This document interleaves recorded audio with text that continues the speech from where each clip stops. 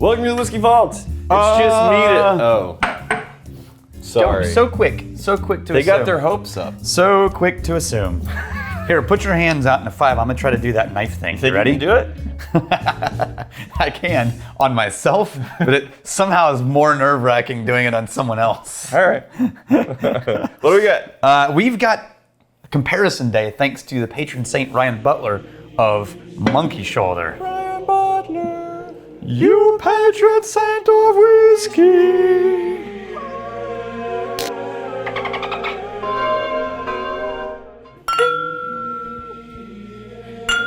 It doesn't work when it's full. It's just thud. All right. So here's the thing. we've done Monkey Shoulder. You know the last time we did Monkey Shoulder? long time ago. Yeah, like I was not wearing black t-shirts. Wow. Yeah. Now we've compared Monkey Shoulder Sure. to like 20 things over the Yeah, we years. compare all the time. Like, what is the episode? The premise of the episode? Is it a review or is it like a comparison? What's going on? Well, so what I want to do is he sent us a new one. Said, hey, this is the new one, right? This is for comparison thingies. Okay. Well, the new just classic thing they typically Yeah, it's just classic, right? Okay. Now, we have a bottle that I had not opened. It's open now, but it's been on the shelf. This bottle is at least 2 years old. Okay. Because it was a backup bottle that we used from underneath and blah, blah, blah. Are they supposedly... they're both batch 27. Well, no, it's not a batch. That's just a but marketing I'm saying thing. there's a different thing. This is a different colored neck Yeah. than that. But Yeah. other than that, they should be the same whiskey. Other than that, they should be the identical whiskey, and they should taste the same. In theory, they're coming from the same 3 distilleries, which is Glenfiddich, Balvenie, and Kinninvie. So, or we're doing another episode about flavor drift. Flavor drift. Is there such a thing? Now, this is going to be much harder to keep track. Well, I think the answer is yes. Yes. But it's going to be in smaller distilleries very, very commonly. Does flavor drift even creep up into the big distilleries? Right. And then Right. with their little flirtation with the Johnny Walker White Walker, the answer was yeah, there's definitely a difference. But then there's a question of whether or not that bottle had sat relatively empty for so long. Right. Could that account for that?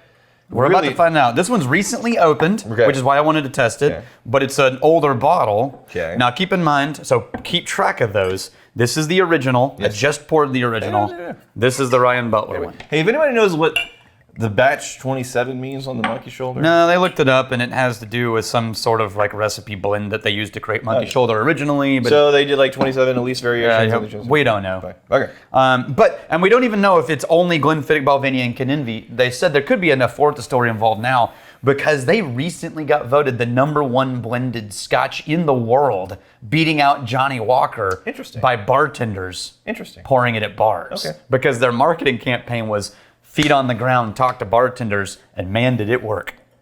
So original, Butler. I don't know. So I got to tell you, it's much, much closer than the White Walker. Right. And if I go back and forth, one after another, bam, bam, bam, bam, bam, there's like maybe like a 5% difference. This I'm gonna put an actual word to it. Hold on. All right, I know what it is. Okay. So this one right here. Okay. Is that the first, first one? one. The first Yeah. one you poured me. Okay. That one compared to this one. This one has a little bit more on the nose. There's like a citrus zesty element on the nose. More so. Yeah, I get it on both, but More more so? on the nose of that. Yeah, I see what you mean. And then this is a little bit, that citrus zesty thing Mm-hmm. is toned down and it leaves more room for just that sweet maltiness Mm-hmm. on the first one you poured me. Oh, there's that citrus. Wow. It is more like fruity floral, slightly on the palate, the new one. Just ever so slightly, a little more fruity floral and a less malt musty note. Yeah. Fruity floral, and on the nose it presents as like a citrusy zestiness. Mm-hmm. Yeah. So is there a difference? Yes. Now, Wow. That's kind of fun. well, but we're not talking about the difference we were having. It's with probably under 10%. It's Yeah. closer to 5%. Yes, 5%. Now that said, this idea that the term that you often hear bandied about, called neck pour. Once you get past the neck pour, right, which is what was technically done here. Right. How long ago was that opened? In the last month. Last month. Okay. Now, could that be enough, you think? I don't know. It's possible. I think it's possible. Okay. It's possible. To For basically a plain have yellow pumpkin to turn into a golden carriage. Impossible. Things are happening every day. Do you know that movie? I bet your daughter would like that movie. It's the live action Cinderella. It's great. You feel good about yourself? Yeah. Okay. Okay. By the way, if anyone's interested who's involved in these things, the only distinguishing feature I could tell between these so that somebody could tell us what came out when is that, and he wrote over it here, but this one, the batch number, one Ryan Butler sent is 22896. Yeah. 22896, that's 5 numbers. I think he marked over one. Yeah, there should be 6 numbers. See if you can see what the 6th number would be right there under the R or the first part of it. So this one is 269845. There's a lot 269845 on the first one. There's a lot of R's. I'm looking for that. Oh. There's somewhere behind there's a 6th number and I can't see it. Okay, so this the one that you just the one that Ryan poured, gave us. I'm going to go a little bit more detailed.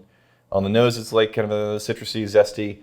And on the taste, it's kind of more lively and springy on the tongue, similar to the way that a soda water is. Yeah. The kind of effervescent feeling. That's just, and again, we're talking like such slight, really picking at the edges of these things.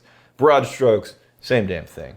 But is there a meaningful enough difference to where you can put your nose in it? Yes. And taste it and find a marginal difference? Yeah.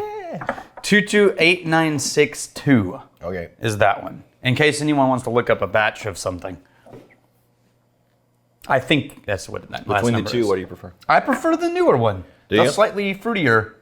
Although this one's got a little more of the malt must, which See, this one, the sweet, malty, and it's a little bit softer, doesn't have that springy liveliness. I like it in that. I like it in that. We got the...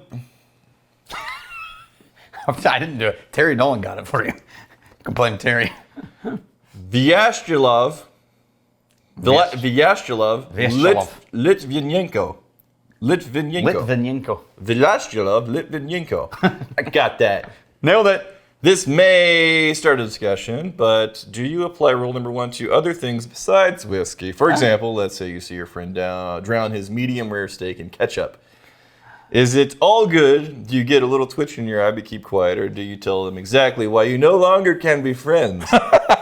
Using a number of colorful words and expressions. So when it comes to things outside of whiskey, rule number 1, and your friends, right? There's this asterisk that we like to refer to as backyard rules. Yeah, ball busting. The kind of people that you would invite to your house to hang out in your backyard, and you have that kind of friendship, then you don't need any like hard and fast rules to make sure that you're behaving appropriately. Like, bust his freaking balls, man. But it has to be good-natured. But if you're dinner with coworkers or people you don't know all that well and they do something, I think rule number 1 still applies. Then it gets like, you don't want to be like that pretentious guy, that douchey guy. But when you get that level of familiarity, like people I don't know that well, I don't really mess with, I don't really tease, right? Just go, interesting. Yeah. I know what not to make you when you come over to my house if that ever happens. Well, and to the extent that they're not messing up my steak. I was like, well, you do you, man. Yeah, now if you have like a group shared fries, right, and someone reaches and just like drowns the whole thing in ketchup, then it's like, come on. Can I say this? Come on. Can I say this? So in the Texas. There's a Mexican food restaurant every 50 yards. Yep. It's ridiculous. Yeah, there's one right outside this window right here. Yeah. There's a food truck right outside. And the first thing they bring you is like the chips and salsa. Somebody put salt on them, extra salt. Look, it's my sister. I love my mom. Oh, yeah. I love my mom. But these things don't even land. They're like being brought to the table. They're not even on the table. Like she's got the salt shaker. Yeah. She's putting, like, what are you doing? Yeah, they already salted. My sister does the same thing. Salt. She's like, wait.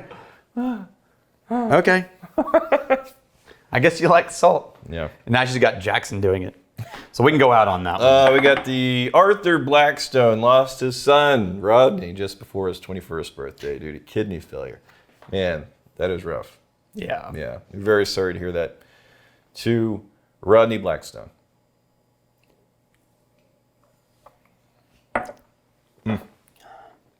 All right.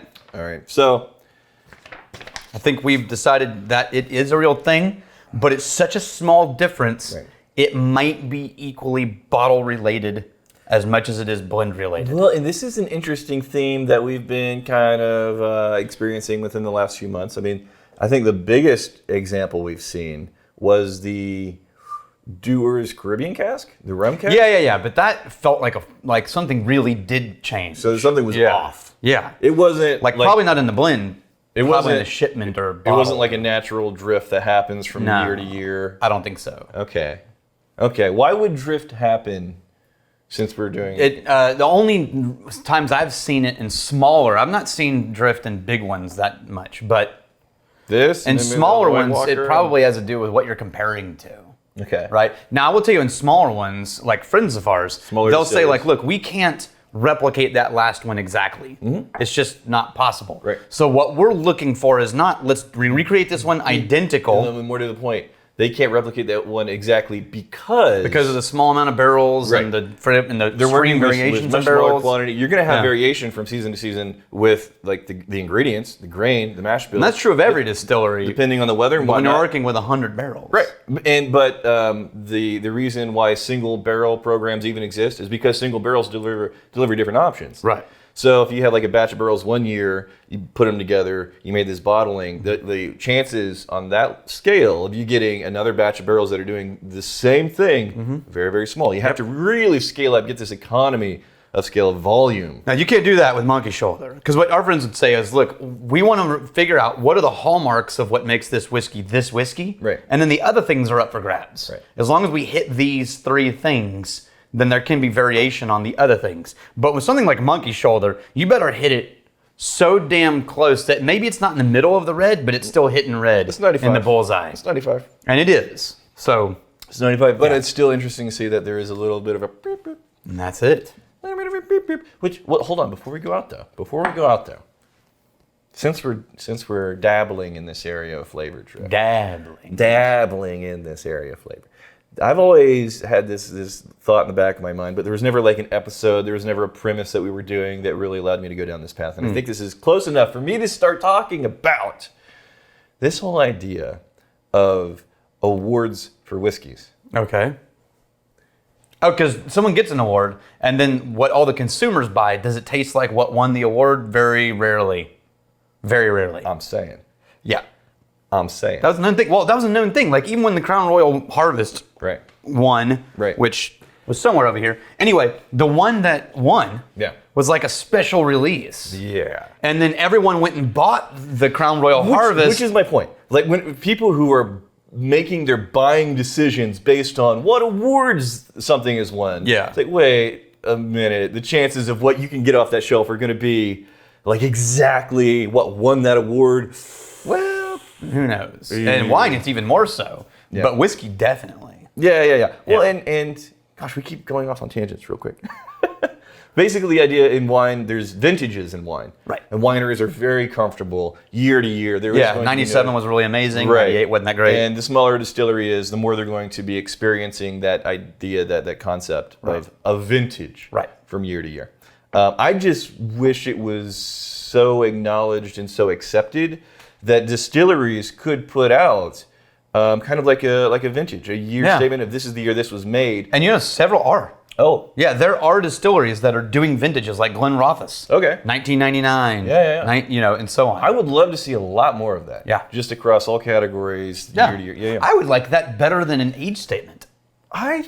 Yes. Like, tell me the age of distillate, the year of distillation. Yeah. And then you can put the age statement Sure. on it if you want. Sure. But, you know, if they're both 10 years, Right. but one was 99, Yeah. one was not, to do that, Right. you have to not mix different years. So- and that's where you get your real problem. The Bricklotic black art.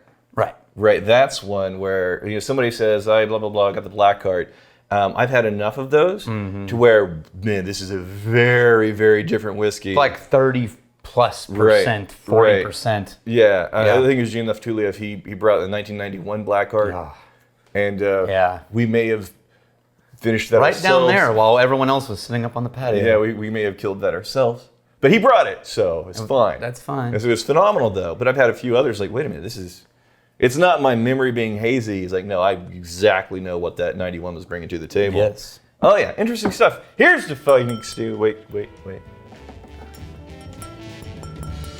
Good, got it.